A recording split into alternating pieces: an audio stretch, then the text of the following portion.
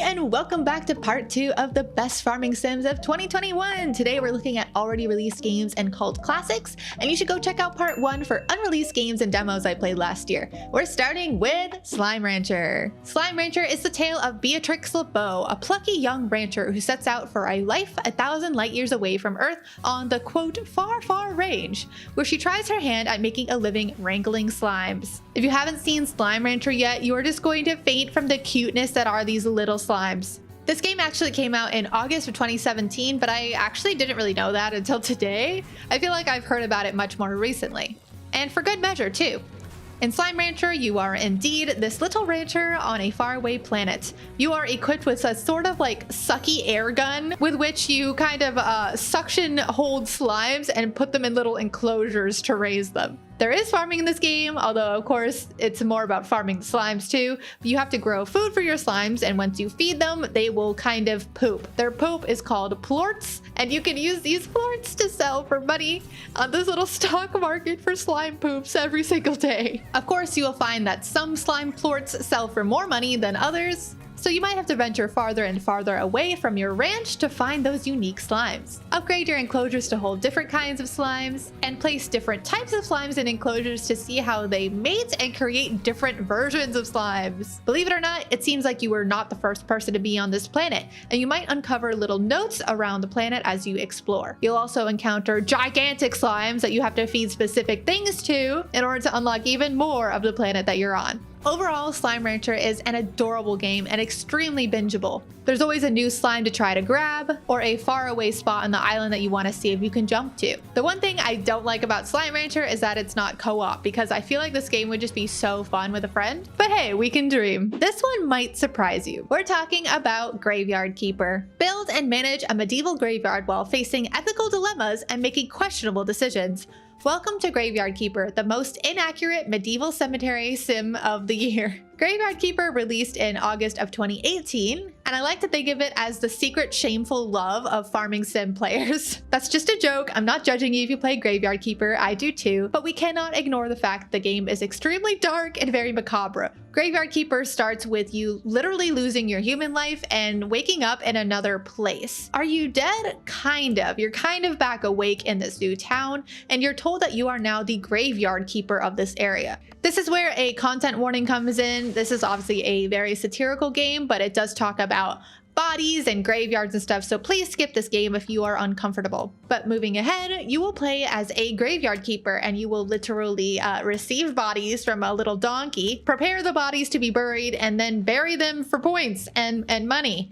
It's also set in medieval times. You might see a witch be burned at the stake, and there are whispers of a plague going around, so some bodies might be contaminated and others not so much. I think one of the reasons why there's such a great following for Graveyard Keeper is that the game is just extremely smooth, and there are so many different ways to play. Can you manage a graveyard? Yes. Do you have to in order to progress the game? Also yes. Is there a DLC to build your own refugee camp and bring it to prosperity? Also yes. Are there vampires in that DLC? Also yes. I'm struggling a bit to explain how expansive and yet grimly comedic this game is, so I'm going to read you a bit more from the Steam page. Graveyard Keeper is the most inaccurate medieval cemetery management sim of all time. Use all the resources you can find. After all, this is a game about the spirit of capitalism and doing whatever it takes to build a thriving business. And it's also a love story.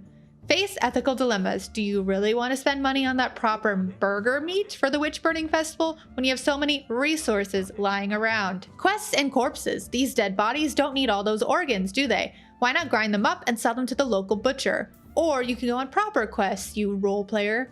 Explore mysterious dungeons. No medieval game could be complete without those. Take a trip into the unknown and discover new alchemy ingredients, which may or may not poison a whole bunch of nearby villagers. I haven't made a video on Graveyard Keeper yet, even though I've been recording all my gameplay, but it is an extremely addicting game. There's just so much to explore and enough shock value to keep you wanting to kind of press more options to see what happens. Is it grim? Yes. Is it an expansive, well-made game? Also yes. With an expansive world, lots of things to manage, expansive skill trees, and more, Graveyard Keeper is definitely something I would recommend to the Stardew Valley player with a bit of a dark humor or a strong stomach. And that brings us to the classic Stardew Valley. Did you really think I was gonna tell you about the best farming sim games in 2021 without mentioning Stardew? Stardew Valley was brought to us by the solo dev Concerned Ape back in 2016. Your girl actually bought the game back then, but I didn't play it at all until 2021 because I suck. But you know what? It's okay because I don't suck anymore. In 2021, I played 330 hours of Stardew Valley, and it would have been more if not for my random streaming hiatus. But if you somehow have not heard about this amazing game yet, Stardew Valley has you inherit your grandfather's old farm in the town of, that's right, Stardew Valley. Armed with hand-me-down tools and a few coins, you set out to begin your new life. Can you learn to live off the land and turn these overgrown fields into a thriving home? Before Stardew Valley truly became a cult classic and the game that everyone kind of refers to when talking about farming sims, there was a game called Harvest Moon and Story of Seasons. This is not a history of that right now, but TLDR, there was a farming game called Harvest Moon, and then the team who used to make Harvest Moon now makes Story of Seasons because of name things, blah blah blah. The point being, Stardew Valley is such a good game that it has become the new god of farming sims. No longer are the days of this game is like Harvest Moon. Every single farming game that someone is trying to PR and tell you about is, this is like Stardew Valley. Am I mad about it? No, but is this factual? Yes. And this is for many, many reasons. Stardew Valley does not have the most breathtaking pixel art, but it is clear and it is still very pretty. What Stardew Valley does have is a very low barrier to entry. It's very easy to get started on your farm, but it's very hard to master it. There is a clear goal in mind with having to help your town get its economy back on its feet. You can do this by helping out Jojo Mart and giving them a heck ton of money, or collecting a bunch of different items and bringing it to the community center to rebuild the community that way. However, with a bunch of updates since its initial release, there is actually so much more secret content to Stardew Valley. I am still finding ones as we speak. Of course, Stardew Valley in 2021/2022 would not be the same if not for the community. There are countless mods for Stardew Valley, from ones that swap out character portraits for datables and even townies, to a literal expansion of Stardew Valley new NPCs and areas in the mod Stardew Valley Expanded. Imagine a game being so successful, yes, but also enticing to create such a community in which people who play Stardew Valley know what Stardew Valley Expanded is. That's a mod. That's a mod for the game. That is not in the game originally. And yet if you've heard of Stardew Valley, maybe not everyone would know, but a lot of people would know that there's a huge Stardew Valley Expanded mod. So look, if you are that person who doesn't like to play things because other people like them and you like to be different, it's okay. It's okay, I understand. You don't have to tell your friends that you're playing Stardew Valley. You can go invisible and play it by yourself on your Steam account, and you're still going to heckin' love it. You are welcome. Since initially being released in 2016, there have been updates to Stardew Valley, most notably the 1.5 update that brought about Ginger Island in December of 2020. Concerned Ape has also released a trailer for a new game of his named Haunted Chocolatier, which looks pretty similar to Stardew Valley in terms of the art style, but instead of having a farm, you will manage a chocolate shop with little ghosties, and there will be a little bit more RPG/combat elements in that too. I do have a video up about Haunted Chocolatier if you want to check that out. Stardew Valley wraps up my list of best farming sims from 2021, but I'm throwing in an extra game here because of its crafting magical journey that I truly love. We're looking at Wytchwood. Wytchwood is a crafting adventure game set in the land of gothic fables and fairy tales.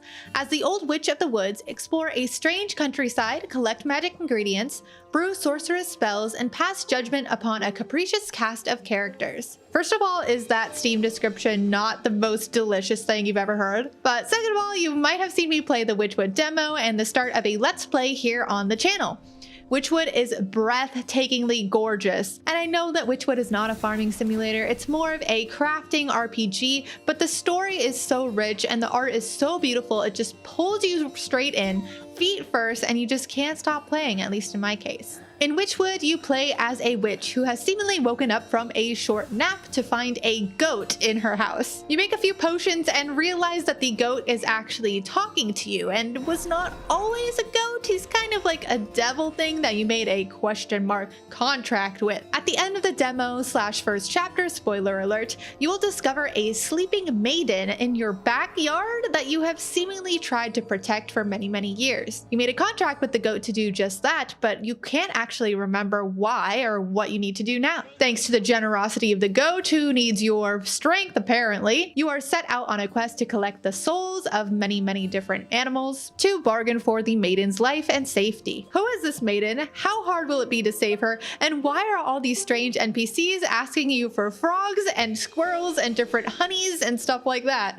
Wytchwood is truly an RPG that knows when to take itself seriously and knows when to make a joke in other cases. Unlike a lot of RPGs that can feel heavy and like, oh, I know, the world's ending, blah blah blah. Wytchwood just takes you on an adventure with NPCs that have their own stories that you just can't help but falling in love with in different ways. With the gothic fairy tale-esque art and a unique way of crafting, the only downside to Wytchwood that I can see is that you do have to collect a bunch of different ingredients and kind of just keep them on hand and wait until you need them later for a potion. I personally love the mechanic. I love how it's kind of realistic where you can't just, you know, have things whenever you need them on hand, but I can see how it could be a little tedious for people who like RPGs where you don't have to go back and forth as much. With that being said, Wytchwood is at the top of my list for games that make you forget your real life for a moment. You are truly enthralled in this game when you're playing, and I cannot recommend it enough. Wytchwood released on December 9th of 2021. And I know I'm a little behind on our Let's Play, but I'll get back to it soon. And with that being said, this concludes my video of the best farming games I played in 2021 and farming game adjacent games that are super cozy and just make me super happy and enthralled into their worlds. I do have separate videos on most of the games I mentioned today, so if they really interested you,